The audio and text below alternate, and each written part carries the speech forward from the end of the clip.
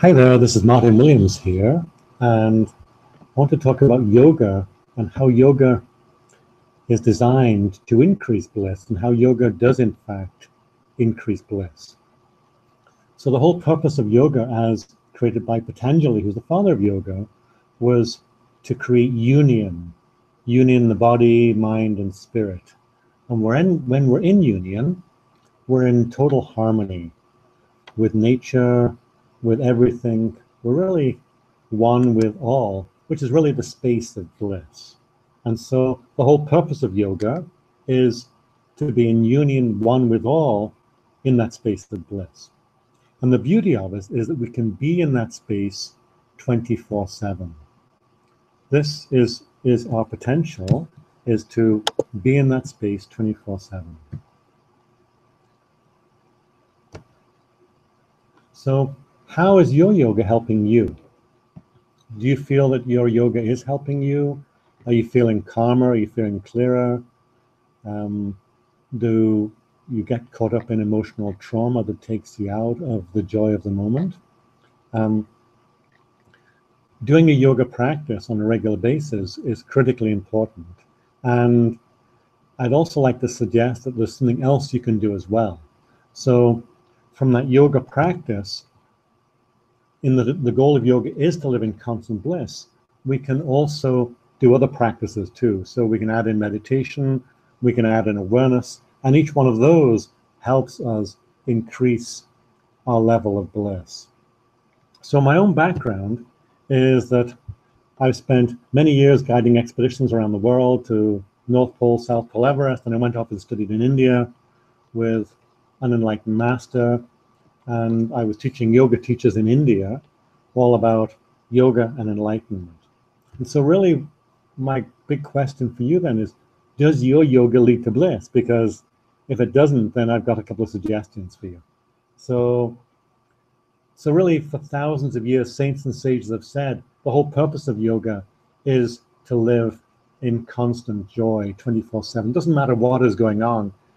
Even if your house is burning down, if you've had a car crash, if you've lost your job, if you're bankrupt, or if you're making piles of money or working at a high intensity job, your potential is to live in this constant state of joy that you probably have experienced many times in the yoga class, haven't you? Especially at the end of the yoga class, in the shavasana aspect of it, in the meditative aspect of it.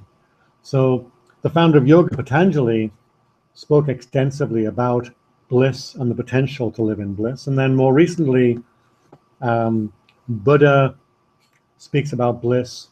The Islamic poet Rumi speaks about bliss. And then even more recently, the Dalai Lama, Deepak Chopra, Eckhart Tolle, Wayne Dyer, Oprah have all spoken about the ultimate form of human existence is to live in bliss. So many people, though, live a life aiming for happiness and go on this yo-yo ride up and down, from happy to sad, to upset, to angry, depressed, as various life events happen to them. So the great job offer, they feel great, they get fired, they feel sad, etc., etc., etc. But in fact, through the practice of yoga, our potential is this.